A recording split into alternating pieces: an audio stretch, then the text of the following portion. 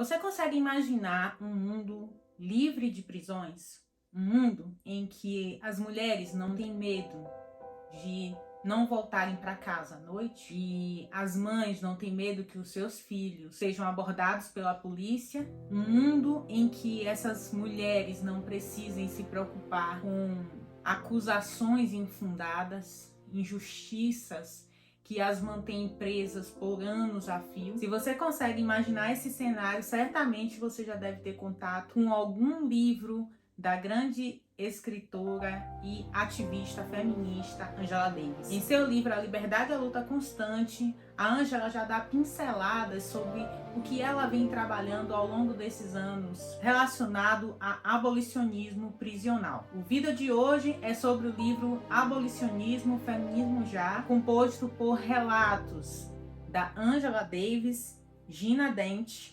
Erica Meiners e Betty Rich, publicado pela Companhia das Letras aqui no Brasil. Antes de continuar esse vídeo, eu gostaria muito de agradecer a você que tem me acompanhado aqui no YouTube, no Instagram e no TikTok. E gostaria de pedir para você que ainda não está inscrito, se inscrever nesse canal, ativar o sininho para receber notificações no futuro e, é claro, me seguir nas redes sociais. Gostaria também de agradecer a quem tem contribuído para que este canal continue funcionando em plenitude, através do meu link no Apoia-se, que também está na descrição desse vídeo. Eu recebi o livro por meio digital, é um livro e-book, por conta da minha parceria com a Companhia das Letras. E esse livro, ele me chamou muito a atenção porque ele tem já na capa o modo como ele foi, como o seu título é estabelecido, já é muito interessante. Então, é abolicionismo, ponto, feminismo, ponto, já, ponto. E muito embora esse trabalho eu considere uma inovação, um trabalho de vanguarda nesse caso, ele já está aqui muito completo aos olhos da Angela e aos olhos dessas autoras que têm trabalhado fortemente para efetivar a importância do feminismo diretamente relacionado ao abolicionismo prisional. Esse é um trabalho e um conjunto, na verdade, de relatos. Esse livro é um conjunto de relatos sobre os diversos movimentos que têm acontecido nos Estados Unidos em grande escala e aqui no Brasil também e em outros lugares do mundo em que as mulheres têm se movimentado, em que a comunidade e movimentos ativistas feministas têm se movimentado em direção à contenção dessas práticas de injustiça relacionadas ao modo como as mulheres negras, principalmente, são acusadas, presas e mantidas em cárcere pelo Estado. E é também um trabalho de denúncia. É um trabalho de denúncia porque é dessa forma que a Angela Davis ela vai trazendo à tona todos os problemas vinculados à carceragem nos Estados Unidos, principalmente. E ela chega a falar aqui no livro sobre o fato de que essas pessoas, essas mulheres negras são presas e elas são detidas de uma forma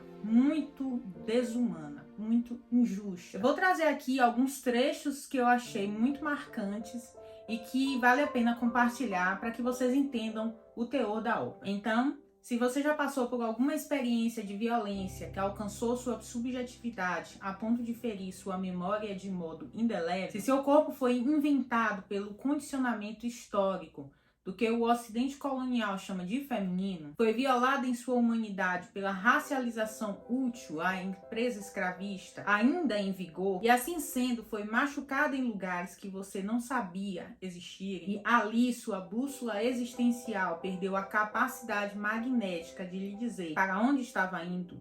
Porque se essas passagens dolorosas fizeram com que você ou pessoas ao seu redor redistribuíssem os afetos de raiva e vontade de vingança, mobilizados em direção ao castigo e à punição de quem a agrediu, você, assim como eu, tem trajetórias, desejos e subjetividades organizadas pela ideologia e tecnologia carcerárias, que colonizaram terras e comunidades para além do violento território europeu.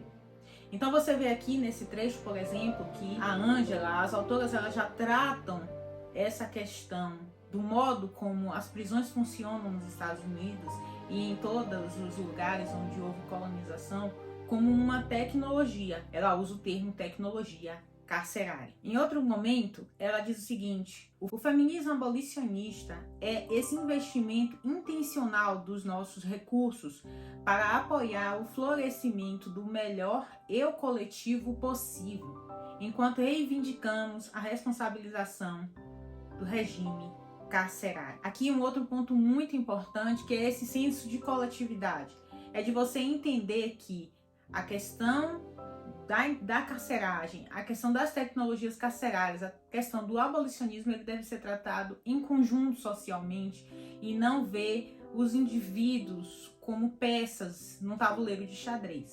É importante desenvolver políticas, é importante desenvolver estratégias que mobilizem uma comunidade inteira em prol dessas mulheres que estão sendo encarceradas e que não têm nenhum direito basicamente respeitado. Elas também falam aqui no livro sobre uma coisa muito interessante que já é discutido na Liberdade é uma Luta Constante, da Angela Davis, que é a construção de prisões, o excesso da construção de prisões.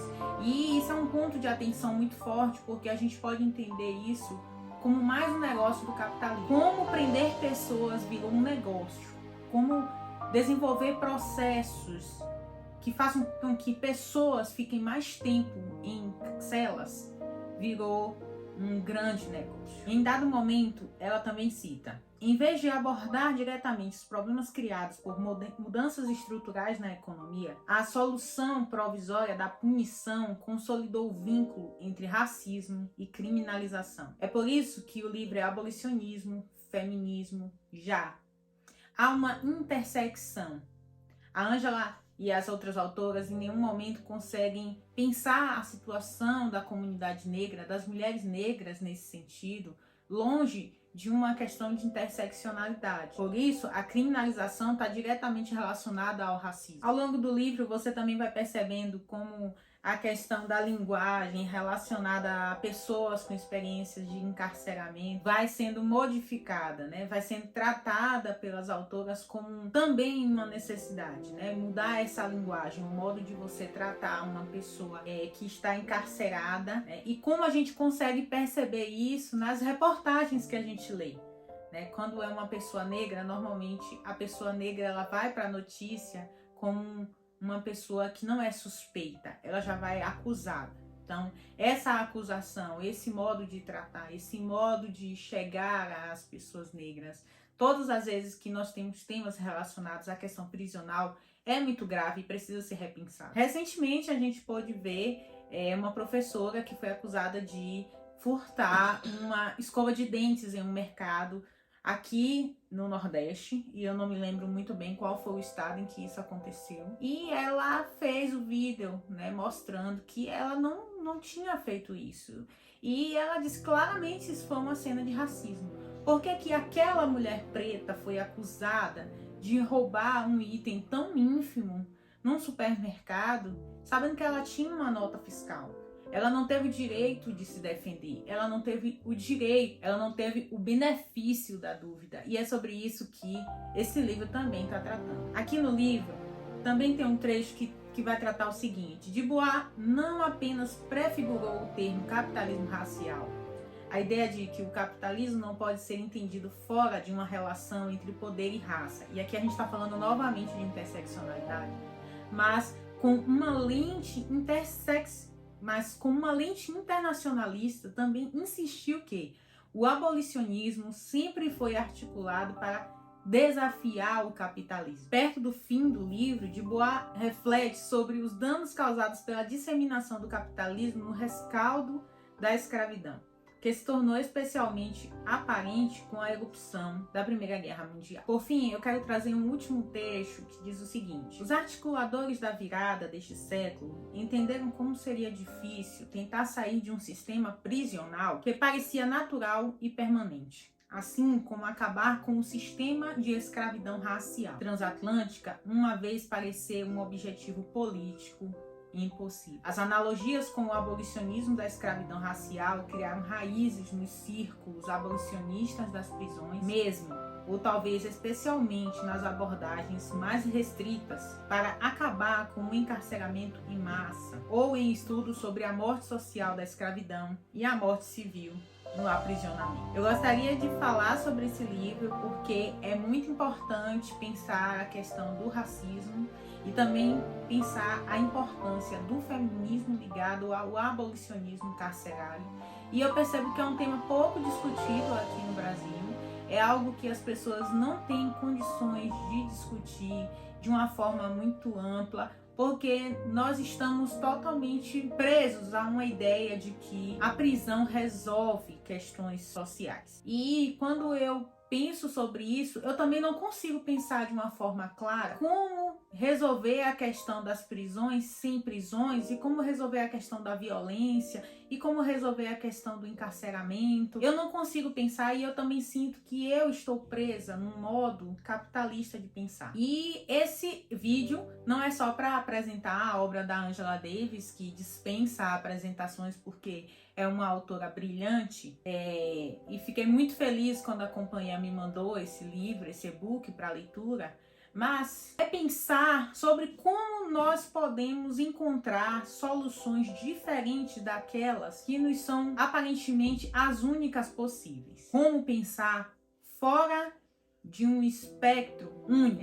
Esse vídeo é um convite para que nós possamos mudar o nosso olhar para o mundo lá fora e como nós podemos nos relacionar com esse mundo lá fora sem medo, mas com cuidado e com pensamento crítico suficiente para entender que o feminismo sozinho não resolve, que políticas antirracistas sozinhas não resolvem, que ativismos políticos de grupos minorizados isolados não resolvem, mas que em conjunto, desenvolvendo políticas que fortaleçam esses movimentos para libertar de fato a comunidade negra, as comunidades minoritárias, para libertar as mulheres negras desse encarceramento em massa, dessa impossibilidade de ser livre de fato, possa ser totalmente extirpada da nossa sociedade. E é isso, o vídeo de hoje não é só uma resenha, mas é também